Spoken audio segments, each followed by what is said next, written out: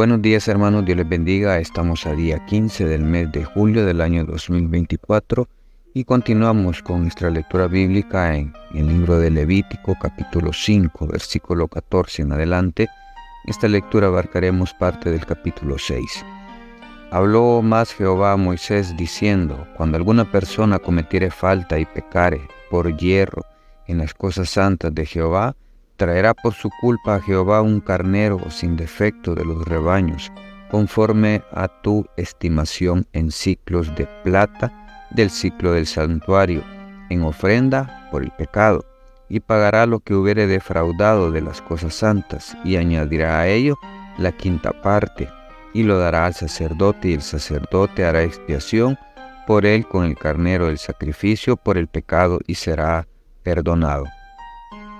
Finalmente, si una persona pecare o hiciere alguna de todas aquellas cosas que por mandamiento de Jehová no se han de hacer, aún sin hacerlo a sabiendas, es culpable y llevará su pecado.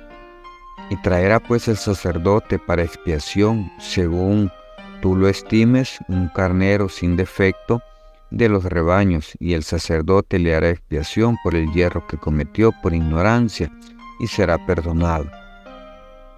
Es infracción y ciertamente delinquió contra Jehová.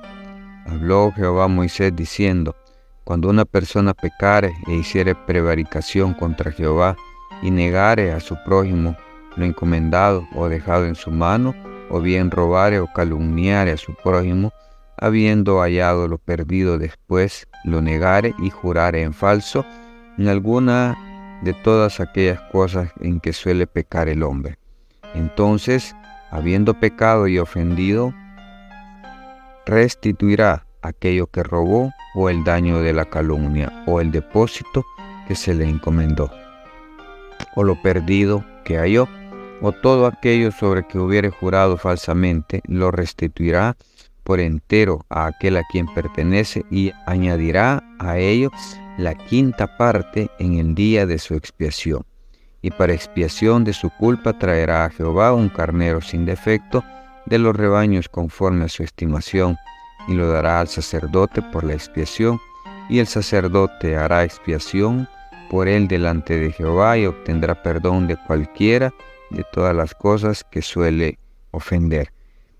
Hermanos, esta es la ofrenda expiatoria, la ofrenda por el pecado, en la que hay que sacrificar un carnero sin defecto, dice la palabra, y es para expiación del pecado, del perdón de la falta. En sí, expiación viene a ser que alguien paga por la culpa de otro. Hay un tercero involucrado para pagar la culpa de otro. En este caso son los carneros. En el caso con la venida de nuestro Señor Jesucristo, fue Él quien pagó nuestra deuda, nuestro pecado. Esta es algo que el pueblo de Israel tenía que hacer cada año. Tenía que hacer expiación por los pecados, para que así la presencia de Dios siempre estuviera con ellos. Hoy en día ya no hacemos sacrificios, pero eso no significa que podemos pecar libremente, sino que es al contrario. Cada día tenemos que presentarnos como sacrificio vivo delante de nuestro Dios. Cada día tenemos que buscar ser mejores y apartar de nuestra vida aquello que no le gusta a nuestro Dios. Somos hijos de Él, somos humanos, podemos errar, podemos pecar, sí, pero no significa que nos tenemos que quedar en ese pecado. No significa que no podemos venir delante de Él y entrar, como dice la palabra, entrar al trono de la gracia confiadamente y pedir el perdón, pedir que nos perdone el Señor por aquella falta cometida. No que debamos hacerlo, tenemos que evitarlo. Cada día tenemos que ser mejores para nuestro Dios. Él ha dejado. Hoy estamos en la gracia, ya no estamos bajo la ley, estamos bajo la gracia de Dios. La ley fue para el pueblo judío y nosotros estamos bajo la gracia. Por ende, tratemos de ser cada día mejores para nuestro Dios, cada día ser más santos, cada día buscar más de estar en su presencia. Él no quiere condenarnos, Él no quiere desecharnos, sino que al contrario, Él quiere bendecir nuestras vidas, bendecir nuestras familias, pero depende de nosotros que no hagamos las cosas que Él no quiere que hagamos. No mintamos, no defraudemos a nadie, no levantemos falso testimonio en contra de nadie, ni tampoco abusemos de las personas. Simple y sencillamente hagamos lo bueno, hagamos el bien. En cuantas personas que podamos hacerle bien, hagámoslo.